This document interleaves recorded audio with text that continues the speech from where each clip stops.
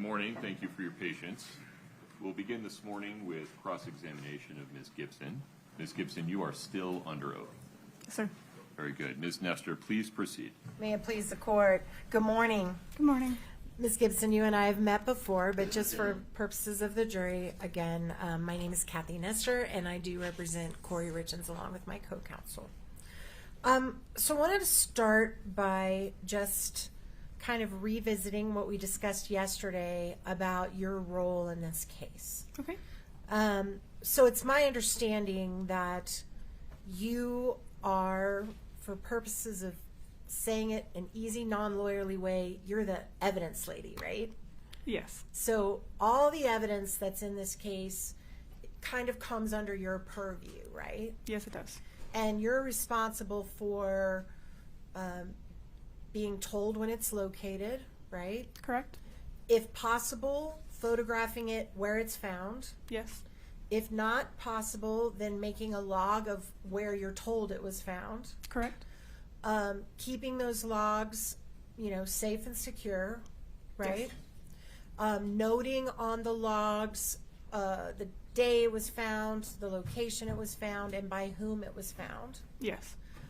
Making sure then that it's packaged in a way that it can't be tampered with later. Yes. And then storing the evidence in some way that is protected from the public or from tampering. Yes. And by the way, where do you store all of your evidence? In our evidence room in the sheriff's office. Here, just right across from this courthouse? Correct. Right. And that room is locked? Yes. And only certain people have access to that room? Correct. And whenever anybody goes in or out of that room, they have to sign in, right? It's a key card access, yes. Okay. And then ultimately your goal is throughout the investigation, if someone needs to look at something, they got to go through you and you check it out and let them look at it and then check it back in. Yes. Right. And then you also, the plan is at trial, you're going to come with a box and you're going to show it to the jury. Some things they may be able to see, some they may not. But ultimately, you're going to hand all that evidence over to the jury. Is that right? I believe so, yes. Okay. Now, there is an exception for some types of evidence. For example, we've heard testimony in this trial about blood and bodily fluids and samples of tissue. You don't maintain those, correct? Correct. Pardon me? Correct. Just to clarify, we do have a few items from the medical examiner's office that are stored in evidence. But not fluid of No. nature, right? No. Because most of that is maintained by the medical examiner's office, right? Correct. Or the labs where those items were shipped. Yes. Okay. Is there any other type of evidence that someone other than you has a hold of in this case? Not that I know of. All right. So one of the pieces of evidence that you are responsible for gathering in this case included the 911 call. Is that right? I believe so, yes. And tell us what you did to obtain that call. I believe I was booked into evidence on a USB. On a little thumb drive? Yeah. Okay. And have you ever reviewed the USB and made sure that the call was in fact on it? Yes. And you verified that that was a true and accurate copy of the call? Yes. All right. Your Honor, at this point, we would move to admit State's Exhibit 2-40, which is the 911 call in this case. Is this, forgive me, just so I have context, this is the same as the one we've already heard? I did a little snippet of it in my opening, but it has not come in yet. Mr. Bloodworth? Your Honor, it's Ms. Oh, my Sherman. apologies, Ms. Sherman. That's all right, Your Honor. My objection is based on hearsay. Certainly there are portions of that call that may be admissible by the defense, but broad swaths of that, the state would object on the basis of hearsay. Would you folks approach? Sure. And forgive me. Any other questions about foundation related to Ms. Gibson's receipt or preservation of the 911?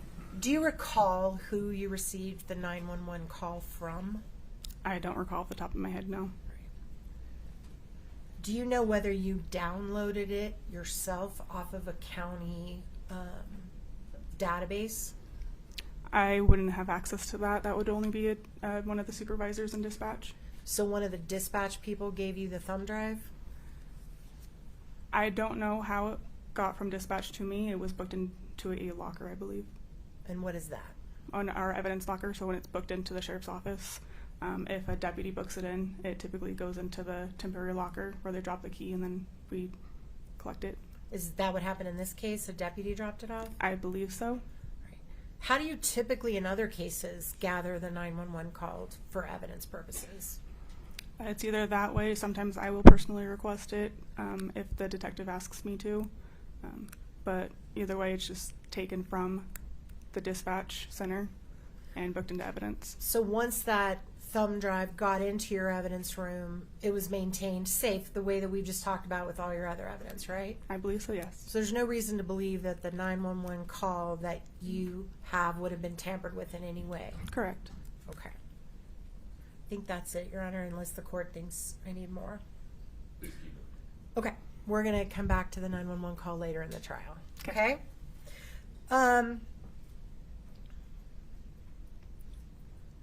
Court's indulgence for just a minute. Of course.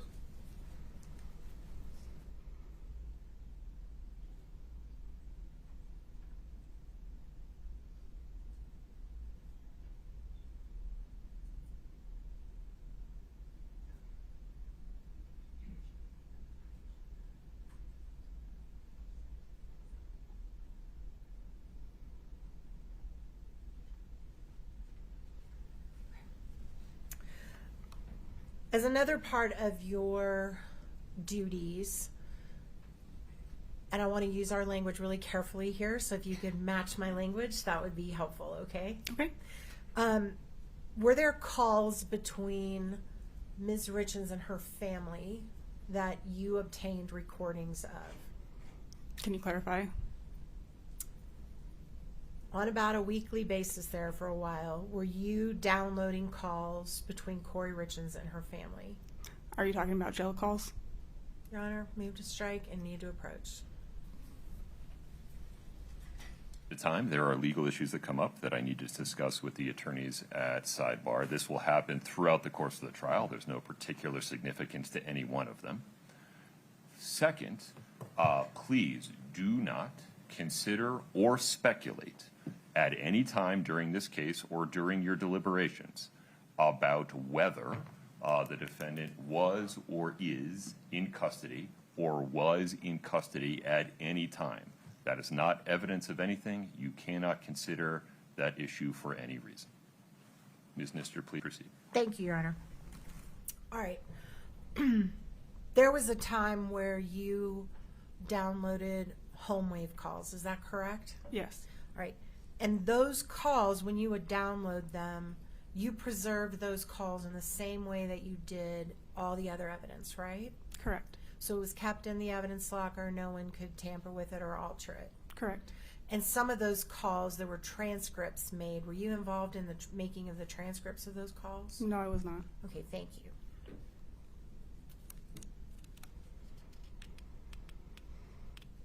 All right. So I'd like to go through with you kind of a timeline, I guess is the best word for it, Okay. of your activities on this case. And I'm not going to retread what Ms. Shervinack already covered with you. I'm going to try to talk about things that she didn't cover so we don't exhaust the jury, okay? Okay. So I want to talk first about the night of Mr. Richins' death, when you arrived on the scene. When you arrived on the scene, you did mention there were already people present, is that right? Correct. When you were there, were they still conducting CPR, or had they ceased their efforts to try to revive Mr. Richins? They were not working on him, no. Okay. So at that point, you knew this was going to be a death scene, right? Correct. Okay. And was there somebody on the scene that was giving you tasks to complete, or were you just using your best judgment on what you needed to do while you were there? I was there to assist Detective Woody. So Detective Woody was the individual that kind of told you what she needed from you at the scene. Correct. And when you first arrived, what was it that she said she needed your assistance with? I don't recall her exact words, but to assist in documenting the bedroom. Okay. And you did that, right? Correct. Okay. And one of the pictures that you took was admitted yesterday.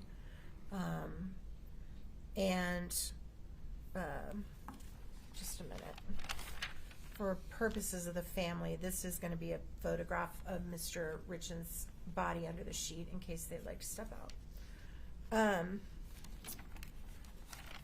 Can we pull up Exhibit 1-7 that was admitted yesterday and publish it, please? May we do it first? I don't, oh yeah. Any objection, Ms. Sherman? No, Your Honor. Okay, we'll publish that now. One moment. There you go. Okay.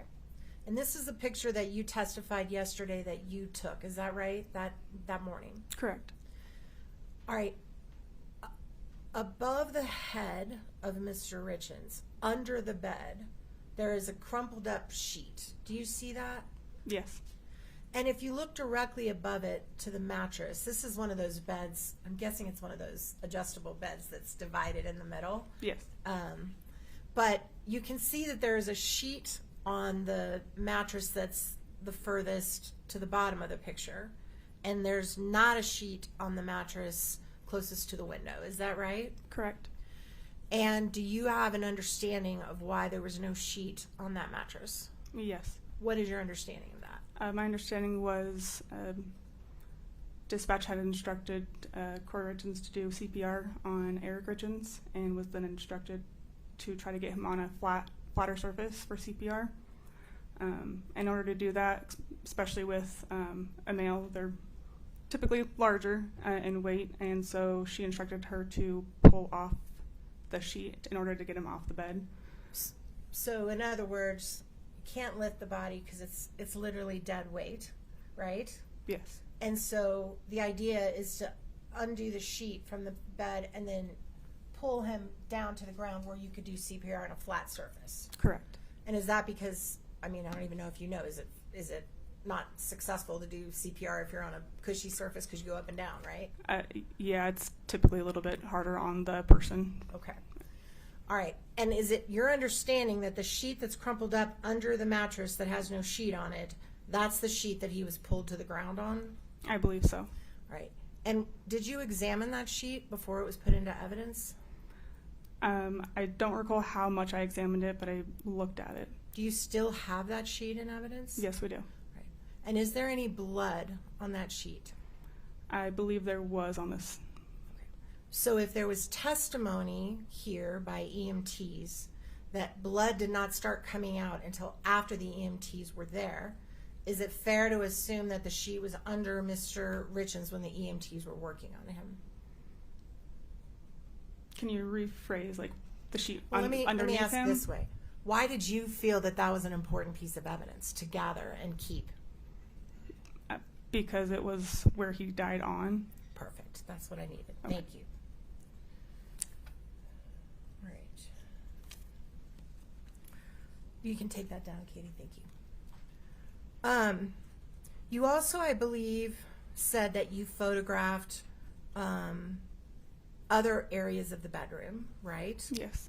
And one of the photographs that you took, I believe, was the photograph of the nightstand, which was Exhibit 1-9. Can we please publish that to the jury? Exhibit 1-9. It was admitted yesterday, Your Honor. Oh, thank you. I gotta get a screen on this thing. Okay, and that's the picture that you took as well, right? Correct. Now, when you took that picture, there's a wallet on the nightstand. Yes. Do you know how that wallet got there? I believe it was placed there. I don't recall who placed it. It was there when I arrived, but I was told that it was retrieved from the kitchen. So, is it fair to say then that anything under that wallet that might have been residue on the nightstand could have been altered or changed by placing the wallet on the stand that night? Not by just placing the wallet on top of an object. Did you ever pick up the wallet and photograph what was underneath it? Yes, we did. You did pick up, and where's that photograph? I believe OME Sessions documented that. Okay. And did you open the drawers and photograph what was in the drawers of the nightstand? I don't believe so, no.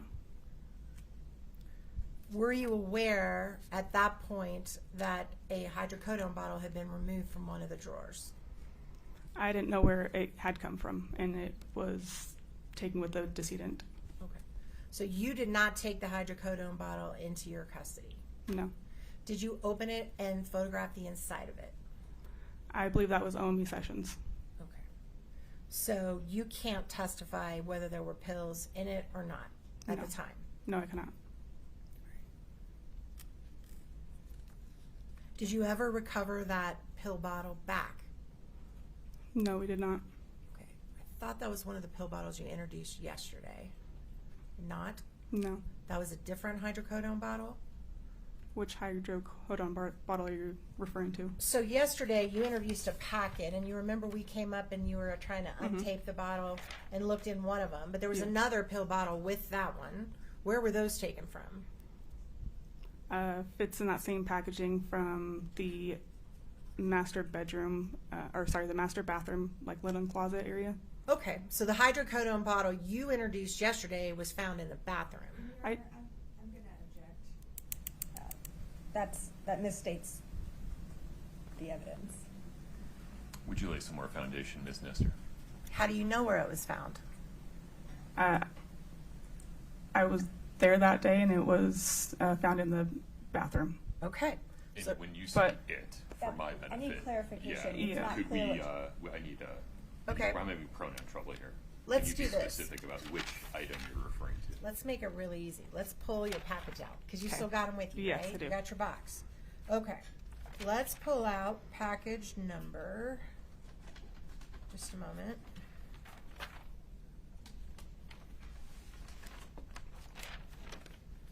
I shall find it. Is it 9-1? I'm looking. Yes.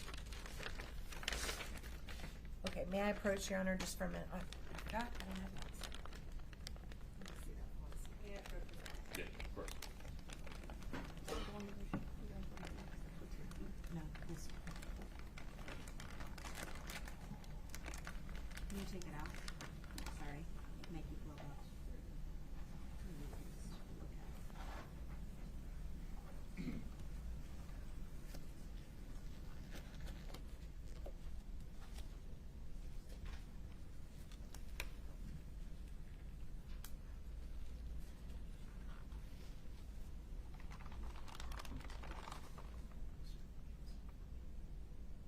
Oh, that's Kouri's. Oh, you're right, that's the micro, whatever it is, monocycline. Okay, sorry.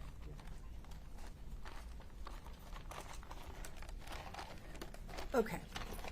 So that was my bad. I got the bottles mixed up. So the bottle you just looked at was something called monocycline or something like that, right? Yeah, And that was a prescription for Ms. Richins. correct. Okay. So those were found in the bathroom. Yes, And that includes the quetiapine? quetiapine. Correct. Thank you. Yeah, Okay, and those were found in the bathroom. correct. And where was the quetiapine bottle found? It was in one of the baskets that was in that linen closet in the master bathroom. Okay. So what happened to the hydrocodone bottle that was sent with the body of the decedent? It's under the medical examiner's office protocol to keep that until they're done. So you don't have that bottle. I do not know.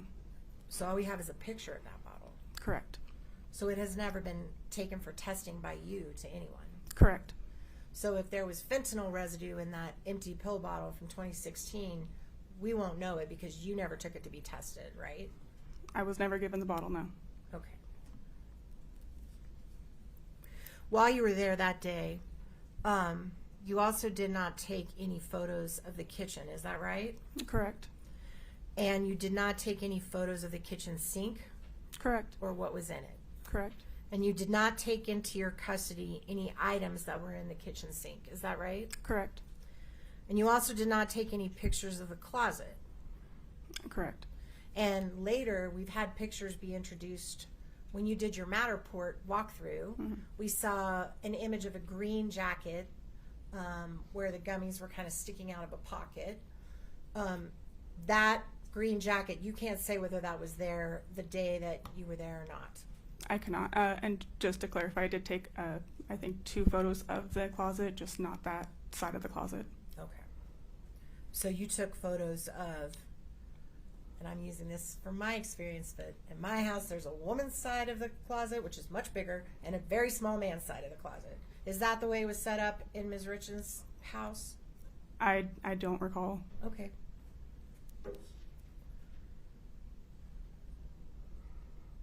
And you also did not go inside the cabinet over the toilet when you were taking pictures of the bathroom and open the cabinet and see if there were gummies in there, did you? I did not. Okay. Also, there was a picture that has come in your Matterport where there was a little dot above the refrigerator where you said that some gummies in a clear plastic bag were found, right? Correct. And you didn't go above the kitchen and open that cabinet and take any pictures that morning? No, I did not. You're referring to the morning of the death. Correct. Correct. Thank you for helping me be specific. I'll try to keep my dates straight. So, since you were personally the one who knows where every single thing was found, isn't it true that all the gummies, with the exception of the gummies that were found in the jacket in the closet, were all stored high up where children would not be able to reach them? I believe so, yes. Okay.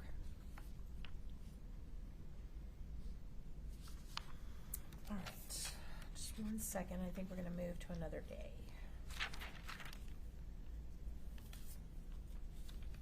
Oh, you mentioned when you were describing paraphernalia that you did not see any paraphernalia that day. Is that right? The day of the death? Yes. Correct. Thank you. I'm sorry. I'm going to get better. You're fine. The day You're of good. the death. Correct. And you mentioned paraphernalia is things that we might be familiar with, which would be like bongs or vape pens or scales or little baggies you would put drugs in or something like that, right? Correct. Things that would store drugs. Correct. Is it possible that if someone had, in your experience, when you've been to scenes, have you experienced where people put pills in different bottles than what the bottle actually says they are when they're illicit drugs? Are you talking about like prescription bottles? Mhm. Yes. So if you saw an empty prescription bottle near the body that had expired 6 years before, could that possibly be paraphernalia? If it was used to store illicit drugs? If it was used to store illicit drugs, it could be considered. Okay, thank you.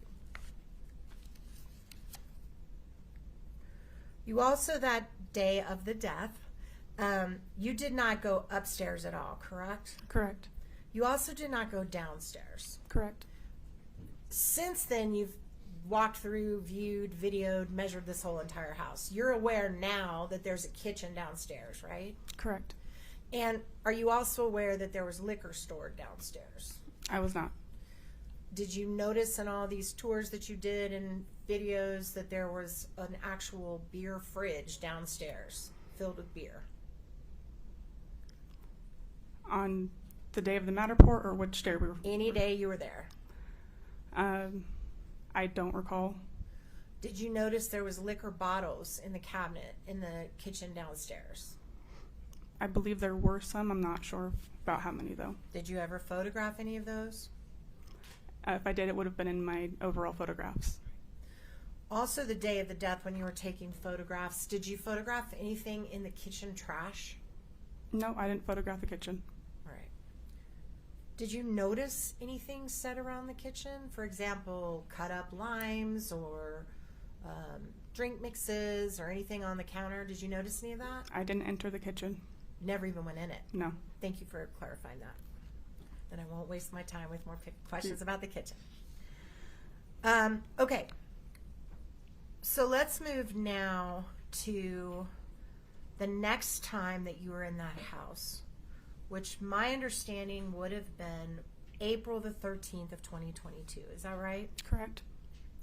And what was the reason you were there? We were there to serve a search warrant. And this is going to seem like a silly question, but I need to make the record.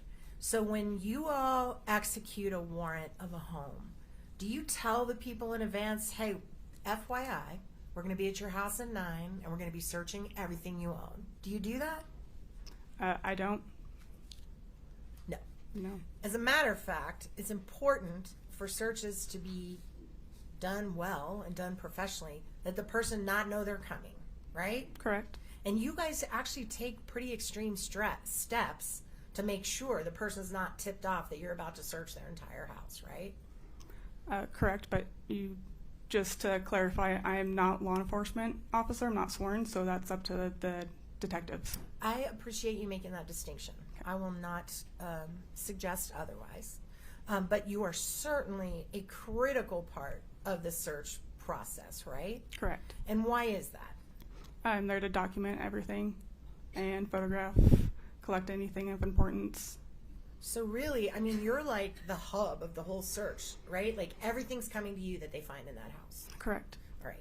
So I know you're not a sworn officer, maybe you don't carry a gun, but you sure are important to the search process, right? Correct. Okay. So knowing that and knowing your role, you would never tip someone off that you were coming to search through all their personal belongings, would you? No. And is there any reason that you all believed that Ms. Richins knew in advance you guys were coming to her house? Objection, calls for speculation. Well, let's find out if she has any knowledge, Right. and then we'll know whether or not it's speculation. I would just ask like a more precise question. I think, and I'm not picking on Ms. Nestor, but I think it was you all, and I think we just need a little more. Can we just limit the Detail. question to Yes. Ms. Gibson? It's a Southern thing. Yeah. Y'all is just in my Okay. I'm my not blood. picking on her. I just wanted to be clear. I'll try not to say Would y'all. you restate the question and limit it to this witness? I am happy to. Thank I will try to keep y'all out of my vocab, but it's hard. It's deep in there. Did you have any reason to know that Ms. Richins either suspected there was a search coming or knew there was a search coming? Not that I'm aware of. Okay. So what steps did you, not y'all, what step did you take to prepare to go to that house that morning on the 13th? I just made sure I had enough equipment to bring to the home, whether it be packaging, tape, property seizure forms, stuff like that. Was there a debriefing prior where all the officers and you talked about how you were going to approach the home, how you were going to approach Ms. Richins, what the plan was once you got there? I believe there was a briefing beforehand, yes. Did you attend that briefing? I don't recall, but I believe I was in there for part of it. Okay. And how many officers were planning on being at that search, to your recollection? I couldn't put a number on it. I'm not sure. Rough estimate of how many people were in that debrief. I'd say at least 5. Okay. And when you all got to the scene, did you drive your own vehicle? No, I drove a evidence van. And how many police cars do you remember being at the scene that morning or throughout that day? I don't recall. I'd say at least a couple. When you arrived on the scene, was Ms. Richins in the home? I don't believe so, no. Did she at some point return to the home, or were you not even involved in that process? I don't believe I was involved in that process. So you never even saw her that day? I don't believe so. At any point were you asked to go check on the items that were in her vehicle when she was stopped that day? No. So you don't know what was in her truck the day that she was pulled over? No. And no one ever asked you to like say, hey, these items were in the truck where she was removed from during our search? I don't believe it. So, and just to clarify, you're referring to the April 13th. Yes, all Okay. these questions are the 13th Okay. until I switch, okay? Okay. So no one asked you to inventory any of the items in her personal vehicle? No. Did the search warrant cover the vehicles in the house?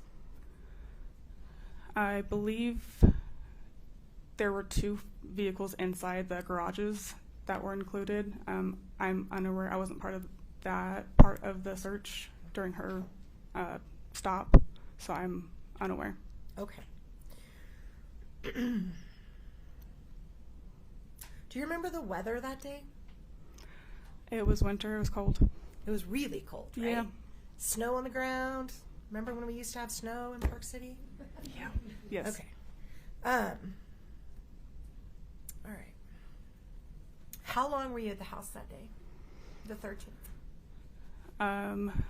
Believe we were there for about a half day. We were there for several hours. Was there also a member there at the home on that day from the U.S. Postal Service that you can recall? Yes. What's his name? Believe it's Smoot. Right. Agent Smoot. Why was Agent Smoot there? What was your understanding of his role at the search? My understanding was pursuant to the search warrant, they were looking for anything that could have been mailed to the house that would have contained drugs or paraphernalia. Right. And Mr. Smoot works for the Postal Service, so he would be looking for things that were mailed, right? Correct. Like illegal drugs. Yes. Okay. And to your knowledge, did he ever give you any that day to check into evidence, anything that was an illegal drug or a postage that looked like it was connected to illegal drugs? Not that I ever recall. All right.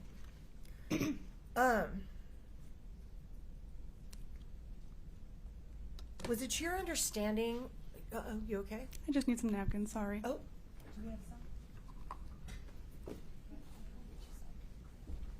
Ms. Nestor, Oh. I have a scheduling conflict Yeah. at 9:30. Is this an appropriate place sure. to pause? Sure is. Ladies and gentlemen, this is no fault of the attorneys. I have an unavoidable scheduling conflict from 9:30 to 10:30. We didn't want to lose all of that time this morning. We have gotten as much done as we could.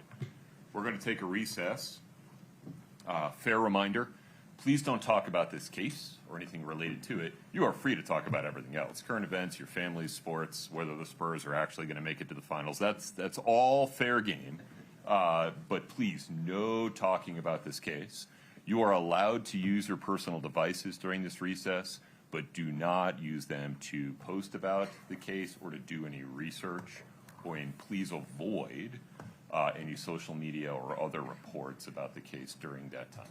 Thank you for your patience. I promise we'll get back on the record as soon as we can. Please rise for the jury.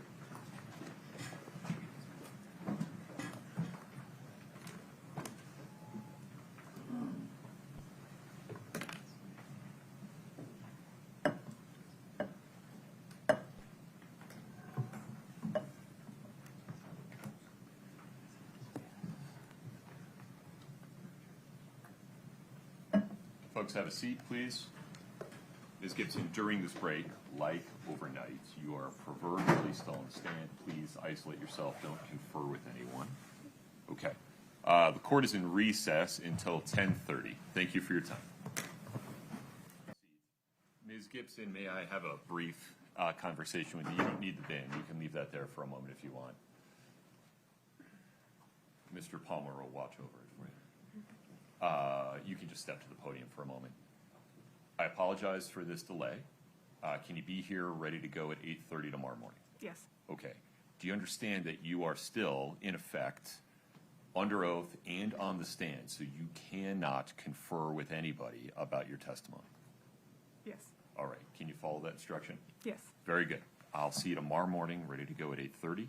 Okay. You'll be taking that bin with you, correct? Yes. Very good. Thanks.